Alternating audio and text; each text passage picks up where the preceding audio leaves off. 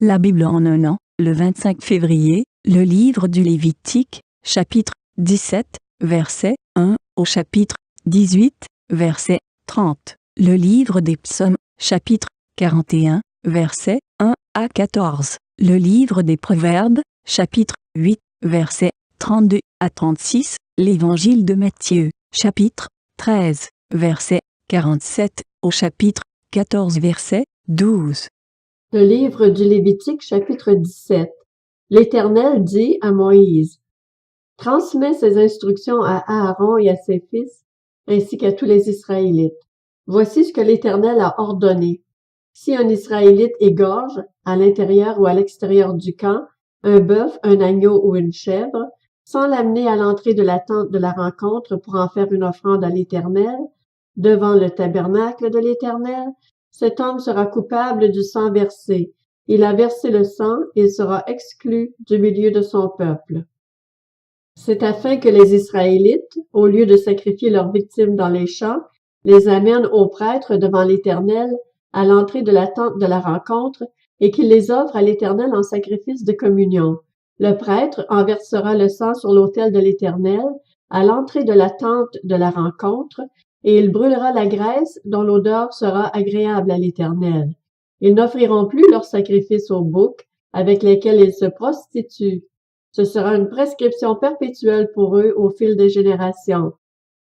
Tu leur diras donc, si un Israélite ou un étranger en séjour parmi eux offre un holocauste ou une victime sans l'amener à l'entrée de la tente de la rencontre pour l'offrir en sacrifice à l'Éternel, il sera exclu de son peuple. Si un Israélite ou un étranger en séjour parmi eux mange du sang, je me tournerai contre celui qui mange le sang et je l'exclurai du milieu de son peuple. En effet, la vie d'un être est dans le sang. Je vous l'ai donné sur l'autel afin qu'il serve d'expiation pour vos âmes, car c'est par la vie que le sang fait l'expiation. C'est pourquoi j'ai dit aux Israélites, aucun de vous ne mangera du sang, même l'étranger en séjour parmi vous ne mangera pas de sang. Si un Israélite ou un étranger en séjour parmi eux prend à la chasse un animal ou un oiseau qui se mange, il en versera le sang et le couvrira de poussière. En effet, la vie de tout être, c'est son sang qui est en lui. C'est pourquoi j'ai dit aux Israélites, vous ne mangerez le sang d'aucune créature, car la vie de tout être, c'est son sang. Celui qui en mangera sera exclu. Toute personne, qu'elle soit israélite ou étrangère, qui aura mangé d'une bête trouvée morte ou déchiquetée, lavera ses vêtements, se lavera dans l'eau et sera impure jusqu'au soir. Puis elle sera pure. Si elle ne lave pas ses vêtements et son corps, elle supportera les conséquences de sa faute. Le livre du Lévitique, chapitre 18. L'Éternel dit à Moïse: transmets ces instructions aux Israélites. Je suis l'Éternel votre Dieu. Vous ne ferez pas ce qui se fait en Égypte, où vous avez habité, et vous ne ferez pas ce qui se fait dans le pays de Canaan, où je vous conduis. Vous ne suivrez pas leurs coutumes. Vous mettrez en pratique mes règles et vous respecterez mes prescriptions, c'est elles que vous suivrez. Je suis l'Éternel votre Dieu. Vous respecterez mes prescriptions et mes règles. L'homme qui les mettra en pratique vivra par elles. Je suis l'Éternel. Aucun de vous ne s'approchera d'un membre de sa proche parenté pour dévoiler sa nudité. Je suis l'Éternel. Tu ne dévoileras pas la nudité de ton père, ni celle de ta mère. C'est ta mère. Tu ne dévoileras pas sa nudité. Tu ne dévoileras pas la nudité de la femme de ton père. C'est la nudité de ton père. Tu ne dévoileras pas la nudité de ta sœur, fille de ton père ou fille de ta mère, qu'elle soit née dans la maison ou en dehors de la maison. Tu ne dévoileras pas la nudité de la fille de ton fils, ni de la fille de ta fille, car c'est ta nudité. Tu ne dévoileras pas la nudité de la fille de la femme de ton père, née de ton père, c'est ta sœur. Tu ne dévoileras pas la nudité de la sœur de ton père, c'est la proche parente de ton père. Tu ne dévoileras pas la nudité de la sœur de ta mère, car c'est la proche parente de ta mère. Tu ne dévoileras pas la nudité du frère de ton père, tu ne t'approcheras pas de sa femme, c'est ta tante. Tu ne dévoileras pas la nudité de ta belle-fille, c'est la femme de ton fils. Tu ne dévoileras pas sa nudité.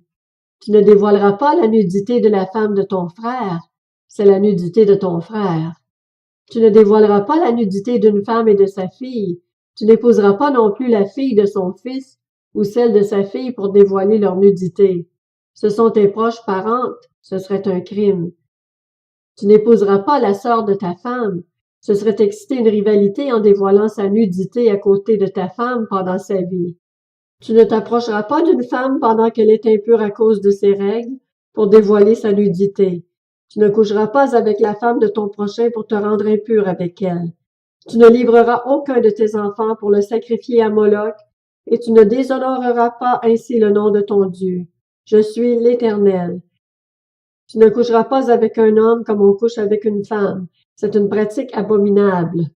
Tu ne coucheras pas avec une bête pour te rendre impur avec elle.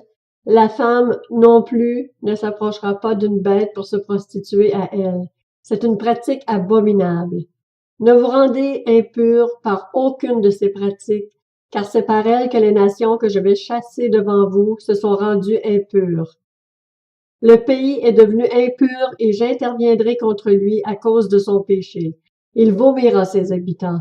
Vous respecterez mes prescriptions et mes règles, et vous ne commettrez aucun de ces actes abominables, ni l'Israélite, ni l'étranger en séjour parmi vous. En effet, toutes ces pratiques abominables, les hommes qui ont habité le pays avant vous les ont commises, et le pays en est devenu impur. Que le pays n'ait pas à vous vomir, parce que vous l'aurez rendu impur, comme il a vomi les nations qu'il habitait avant vous.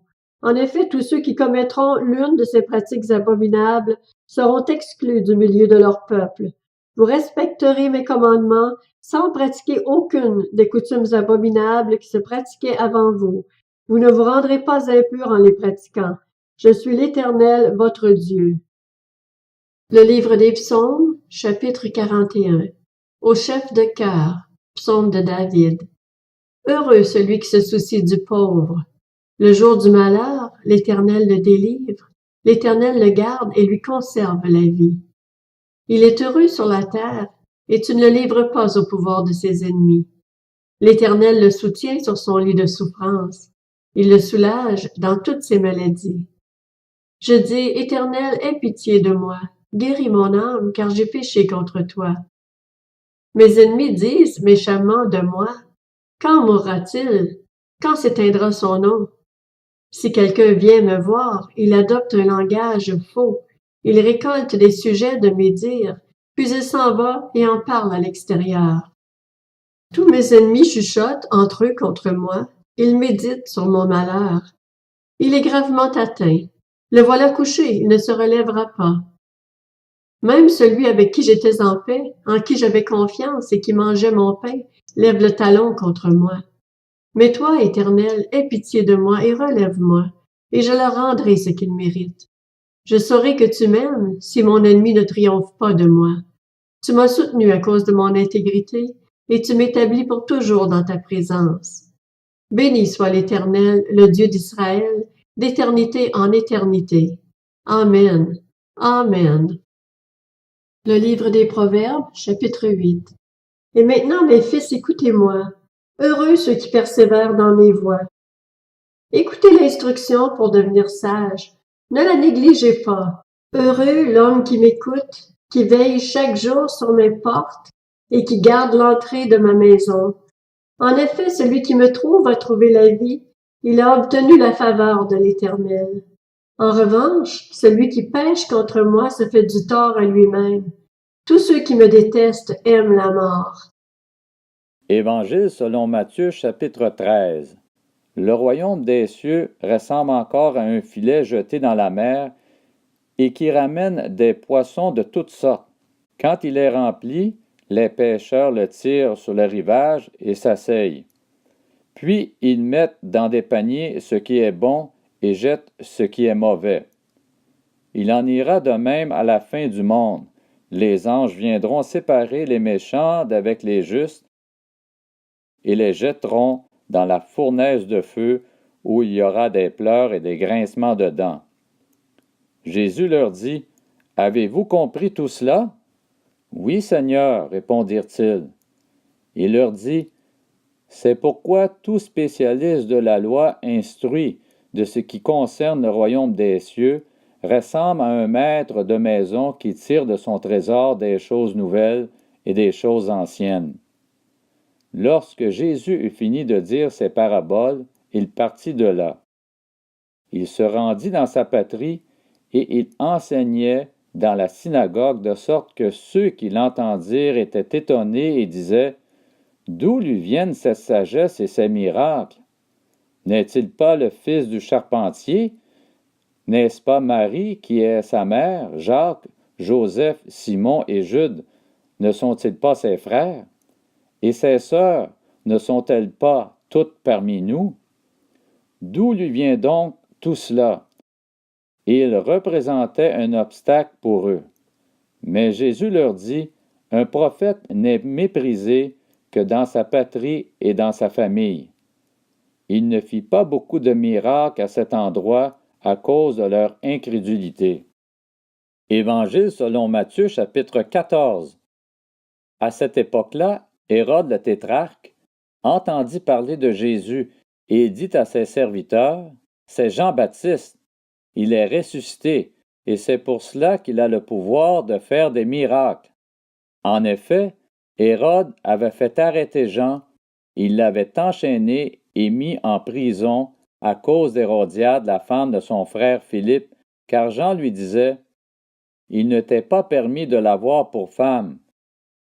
Il voulait le faire mourir, mais il redoutait les réactions de la foule parce qu'elle considérait Jean comme un prophète. Or, lorsqu'on célébra l'anniversaire d'Hérode, la fille d'Hérodiade dansa au milieu des invités et plut à Hérode, de sorte qu'il promit avec serment de lui donner ce qu'elle demanderait. À l'instigation de sa mère, elle dit: Donne-moi ici sur un plat la tête de Jean-Baptiste. Le roi fut attristé, mais à cause de ses serments et des invités, il ordonna de la lui donner et il envoya décapiter Jean dans la prison. Sa tête fut apportée sur un plat et donnée à la jeune fille qui l'apporta à sa mère. Les disciples de Jean vinrent prendre son corps et l'ensevelirent. Puis ils allèrent l'annoncer à Jésus.